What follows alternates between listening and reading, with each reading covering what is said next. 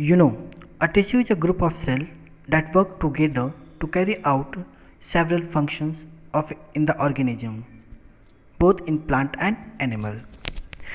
These cells communicate and adhere to one another by direct cell-to-cell contact or through intermediary matrix. Each organ, the body, is formed by several types of tissue. The part of science dealing with the plant and animal tissue are known as histology.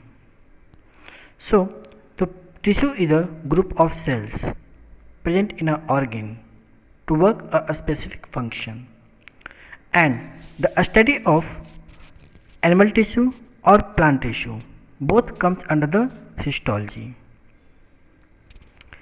Animal tissue is broadly classified into the four groups: epithelial tissue, muscular tissue, connective tissue, and nervous tissue. Epithelial tissue is further classified into the four groups: squamous, cuboidal, columnar, ciliated, and glandular.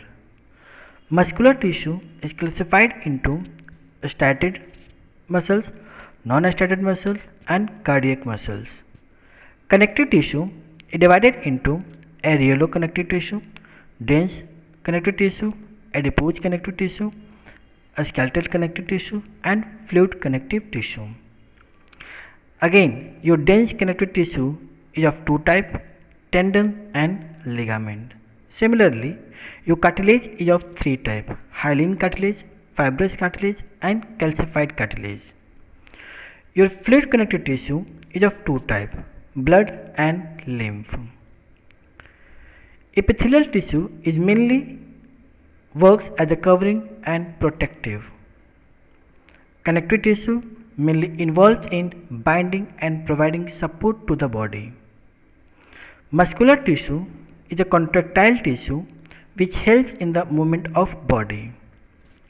Nervous tissue mainly transport messages from body to brain and from brain to body.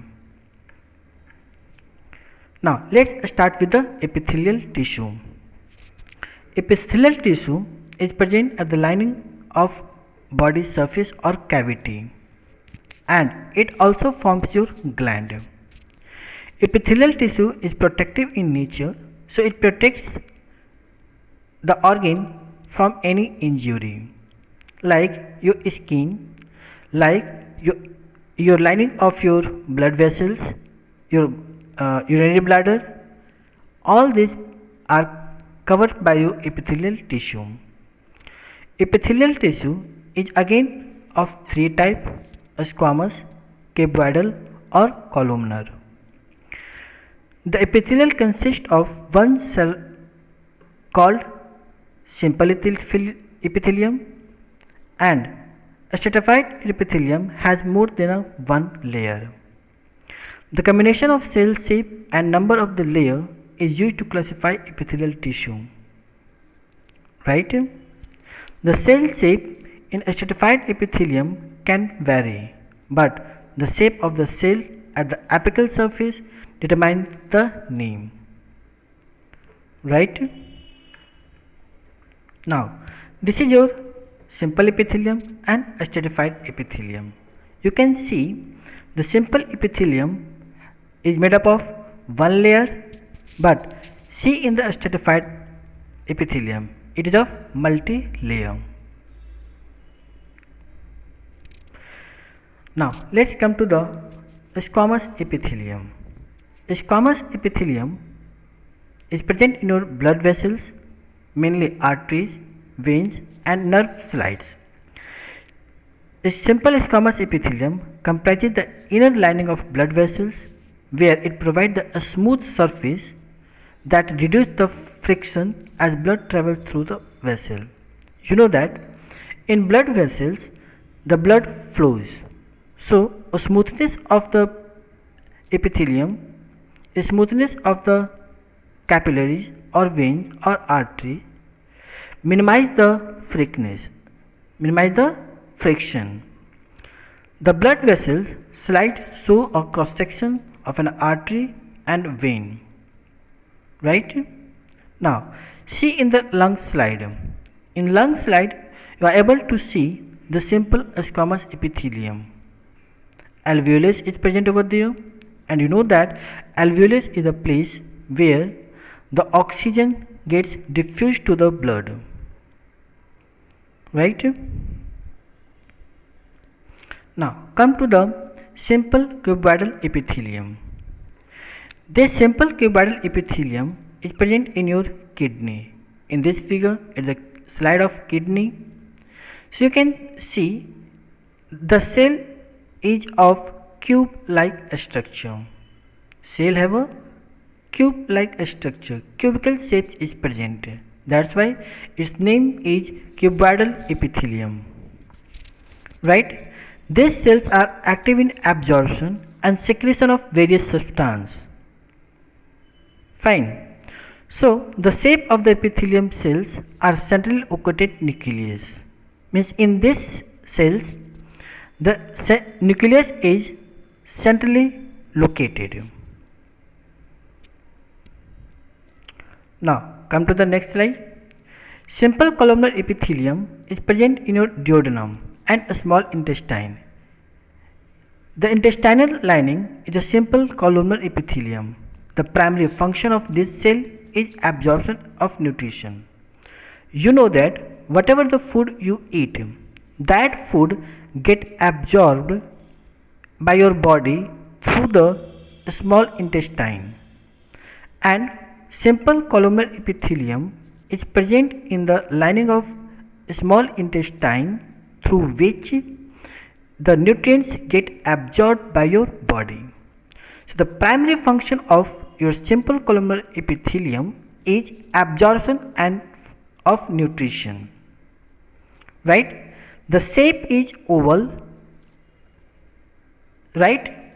And this nucleus is placed at the basal edge of cell, right? The goblet cells that are interspreaded in the epithelial layer. These are glandular cells that secretes mucus that helps protect the underlying tissue.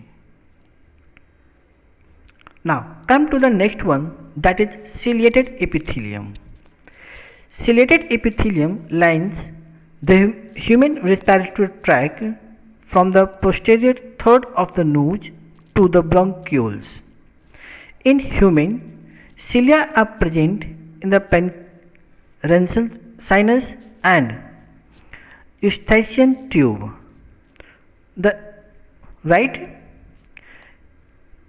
Each cilia measures approximately 6 micrometer to 250 nanometer in diameter.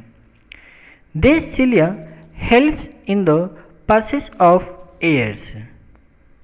You can see in this figure that hair-like a structure is called cilia, and this cilia is present in your trachea, right? Now come to the next slide. Glandular epithelium. As name suggests, glandular means it mainly presents in glands whose main function is secretion, right? They synthesize, store and secrete extracellular products that are not used by fine. So it is present in glands of the organism. It is a very important part of any organism, because you know that whatever the hormones are secreted by glands controls the body function, right? Next slide. This is your stratified squamous epithelium. It is present in your esophagus and stomach. A stratified squamous epithelium consists of multi-layer. That's why it is stratified. The primary function of this type of epithelium is protection.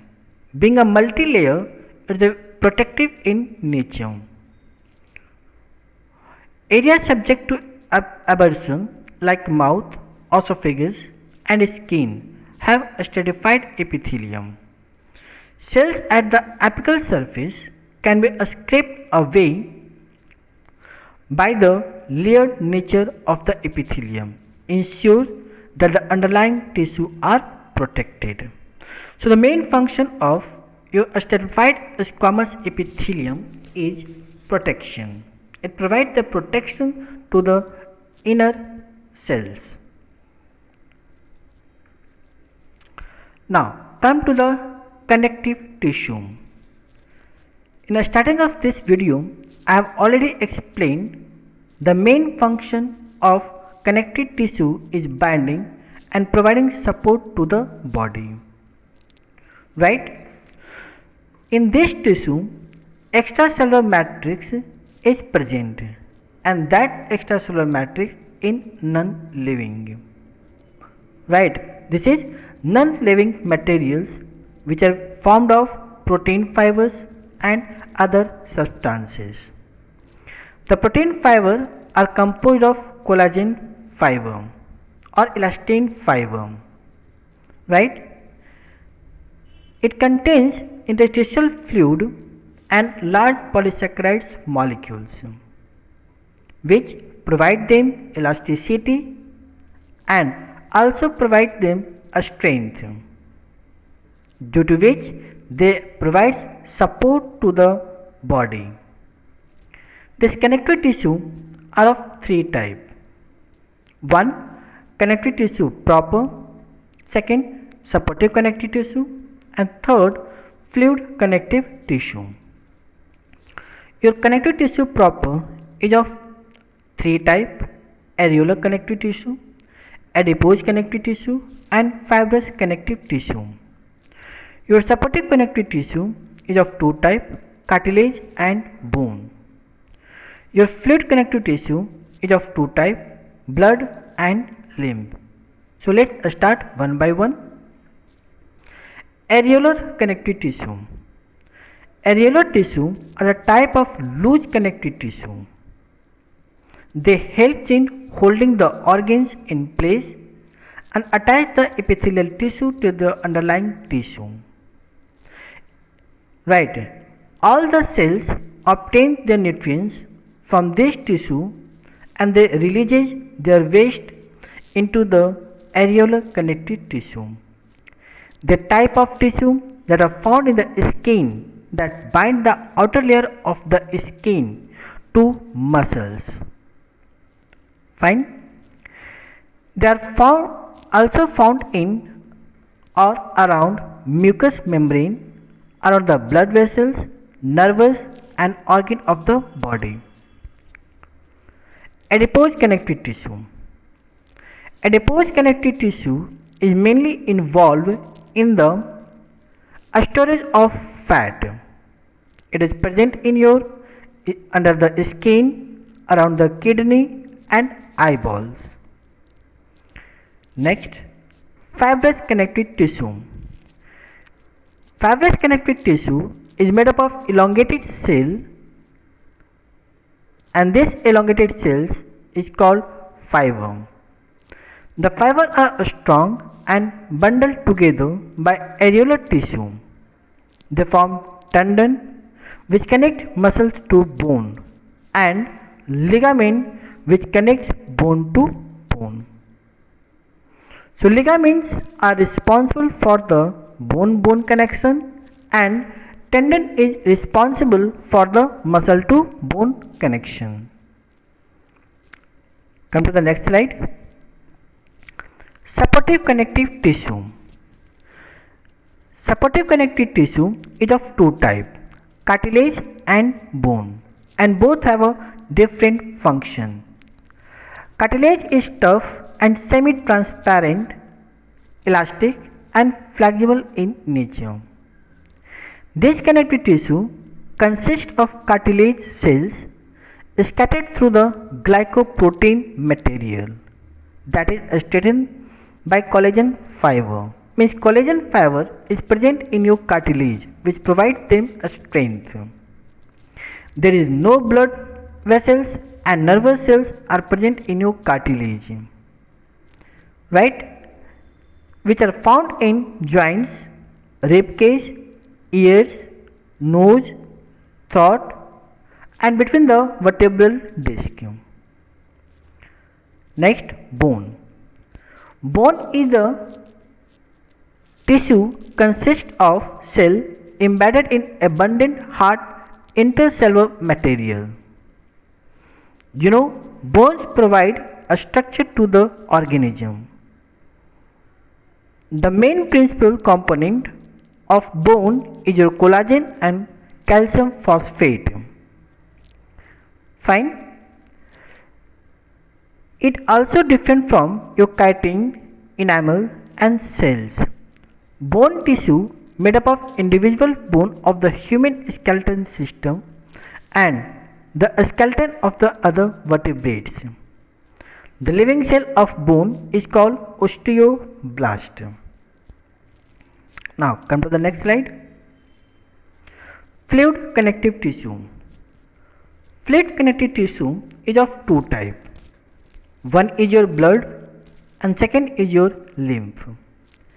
This blood is composed of blood corpuscles, which is approximately 45%, and blood plasma, which is approximately 55%. An average person has 5 to 6 liters of blood. Right? Now come to the blood plasma. Blood plasma is a yellow liquid composed of 90% of water and 10% of inorganic and organic substance. It contains different proteins like albumin, fibrinogen, globulin, hormones and inorganic salt.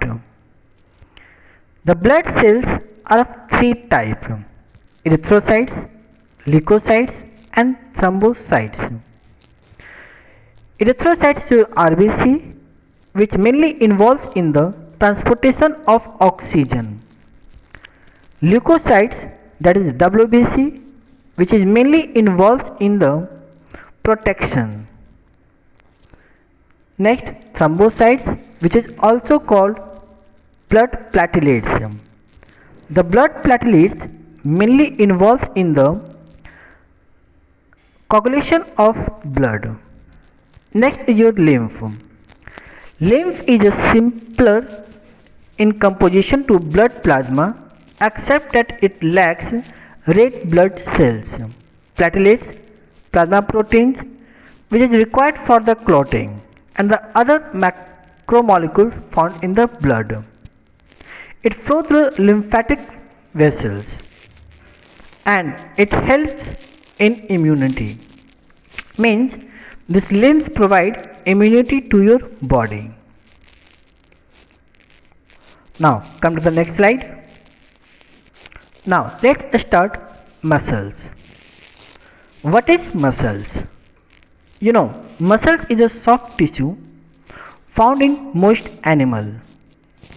Muscle cells contain protein filament of actin and myosin that slide past one another, producing contraction and relaxation that causes change in both length and shape of the cell. Muscle function is to produce force and motion. They are primarily responsible for maintaining and changing posture, locomotion, as well as help in the movement of internal organs. For example, contraction of your heart, movement of your small intestine, right? Functioning of your kidney, etc. Next is your type of muscle. Muscle is of three types: striated muscle, unstriated muscles, and cardiac muscles. Striated muscles tissue that is marked by transverse dark and light band.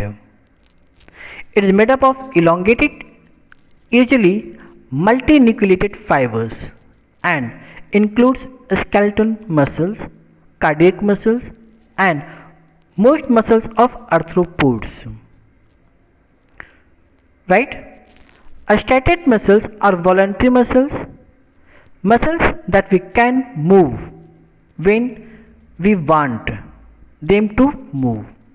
So striated muscles are the voluntary muscles which moves according to our will. Right. The structure of this cell is long, cylindrical and unbranched and multinucleated. Means striated muscles have more than one nucleus. Now come to the next slide. Next is your unstriated muscles. Unstriated muscles are present in that part of the body whose movement is not according to our will. That is called involuntary movement. Right? The movement of food in alimentary canal or the contraction and relaxation of blood vessels are involuntary movement. It is also known as a smooth muscle. For example, muscles that are found in the iris of eyes, uterus and bronchioles of lungs. The unstriated muscle cells are long and pointed end, and it is uninucleated, means one nucleus is present in your cell of unstriated muscles. Now let's come to the next slide. Cardiac muscle. Cardiac muscles is a very specialized muscles which are present only in your heart. Fine, means cardiac muscles is found in your heart. When the cardiac muscles contract, the heart beats and pumps blood. Cardiac muscles contains a great many mitochondria which produce ATP for the energy. You know, heart contracts and relax continuously, so it needs high amount of energy. To provide high amount of energy, there is a large number of mitochondria is present in them, which produces the energy, and you know that energy gets converted into the ATP, and finally ATP provides energy to the cell of our body.